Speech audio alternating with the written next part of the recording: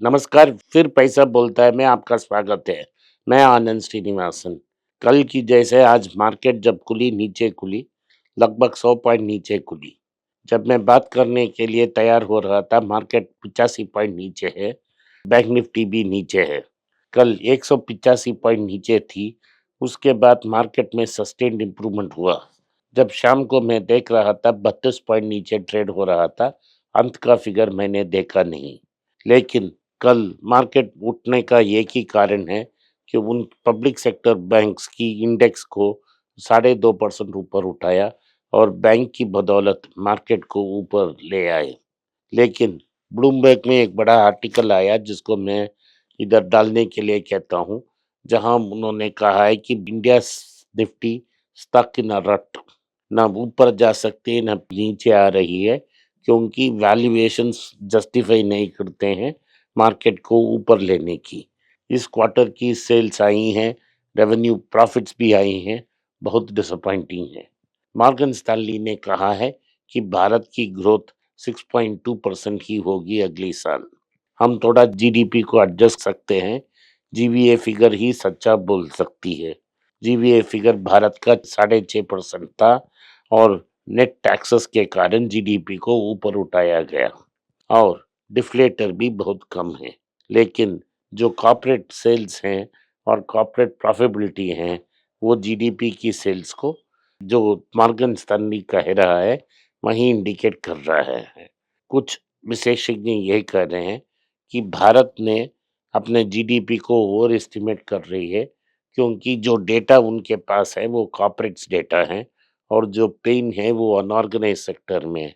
जो unorganised sector की pen है वो इनफ रिफ्लेक्ट नहीं हो रही है, तो भारत की जीडीपी में कुछ शायद वो ओवर एस्टिमेशन हो जाए। लेकिन हमें इस सबसे लेना देना नहीं है। हमको ये कि पता है कि मार्केट में अर्निंग ग्रो नहीं हो रहे हैं और मार्केट स्टॉक की प्राइस को फाइनली अर्निंग्स ही डिसाइड करती है।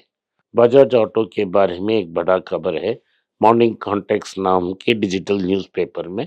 उसमें ये कहा है कि केटीएम बाइक्स को बचाने के लिए बजाज ऑटो को पैसा डालना पड़ा, इसीलिए इनकी प्रॉफिट्स 10% गिरी, क्योंकि वो केटीएम को बचाने के लिए और पैसा डाल रहे हैं।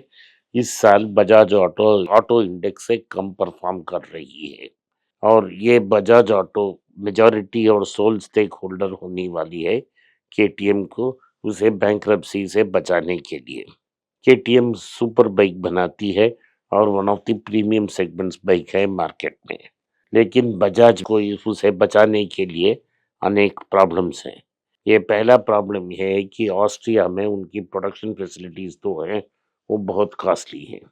अगर वो प्रोडक्शन फैसिलिटी को बंद करके वो भारत को लेकर वापस आना चाहें, वो बहुत मुश्किल है, क्योंकि ऑस्ट्रियन गवर्नमेंट उसको अलाउ नहीं करेंगे। दूसरी ये प्रॉब्लम है कि वो उनके पास चाइनीज़ जॉइंट वेंचर है, जो 750 सीसी बाइक्स को चाइना में असेंबल करती है। उसे कैसे डील करेगी बजाज ऑटो? तीसरी और बड़ा प्रॉब्लम ये है कि केटीएम का सेलिंग पॉइंट ही वो रेस बाइक है और रेसिंग बाइक्स के लिए तैयार है। वो मोटो जीपी में अनेक टीम्स को चलाती हैं और लगभग $70 मिलियन मोटो जीपी पे खर्च करती है। तो क्या बजाज उसको भी कर पाएगा? ये सवाल है।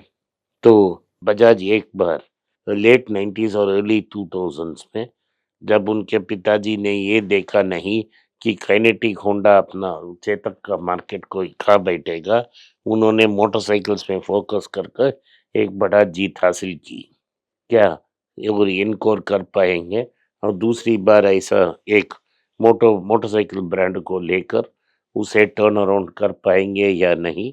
यही $1 मिलियन क्वेश्चन है। इन द नियर टर्म में बहुत पेन होगी, इस प्राइस में बड़ा ड्रॉप होगा।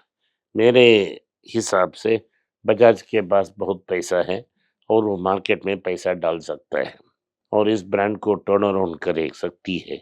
अगर ये ब्रांड को वो सक्सेसफुली टर्न अराउंड करते हैं, तो उनका बड़ा नाम आएगा और ग्लोबली सुपर बाइक्स को भी डोमिनेट करेगा।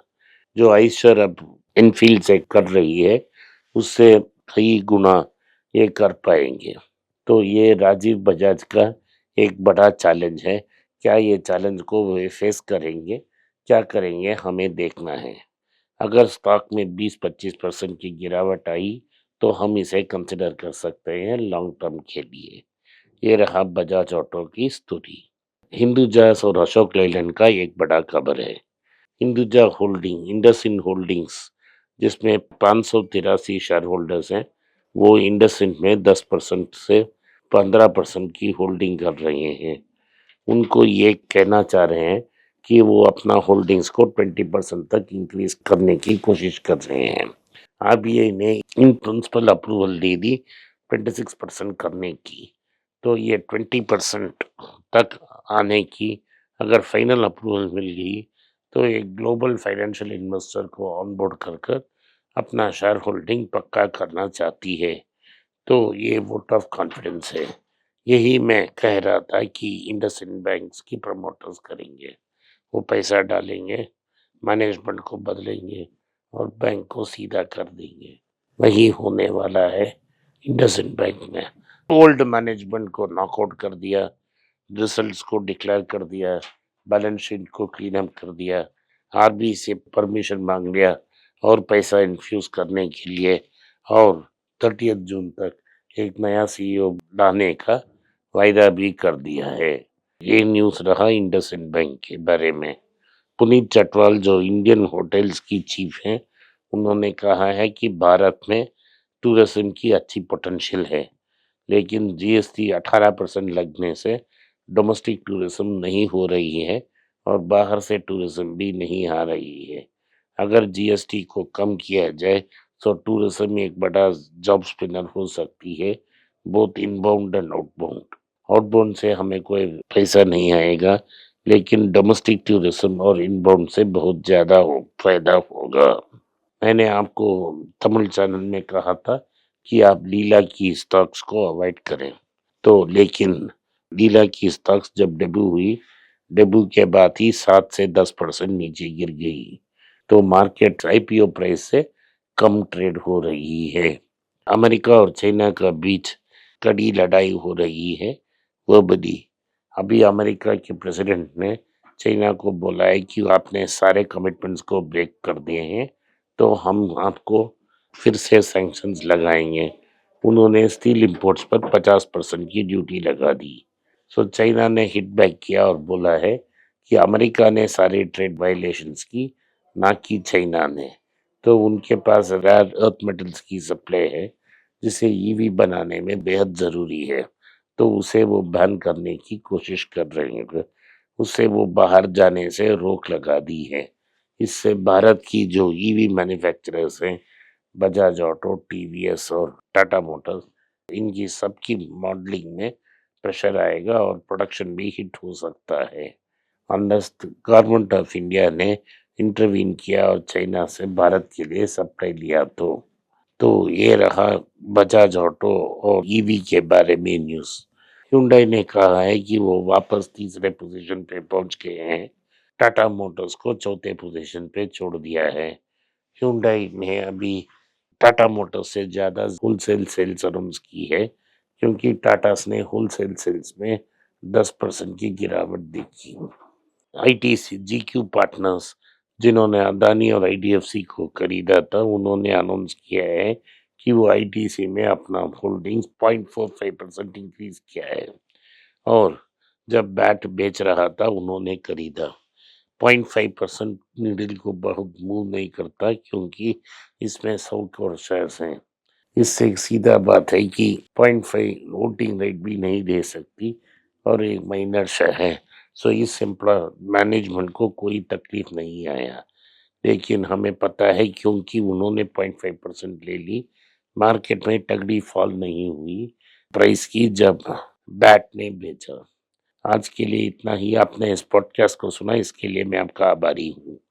हो सके तो वीडियो को लाइक कीजिए, चैनल को सब्सक्राइब कीजिए और बेल नोटिफिकेशन दबाएं। इस वीडियो को अपने दोस्त और रिश्तेदार के पास भेजें और उनको देखने की आग्रह करें। नमस्कार, धन्यवाद, जय हिंद।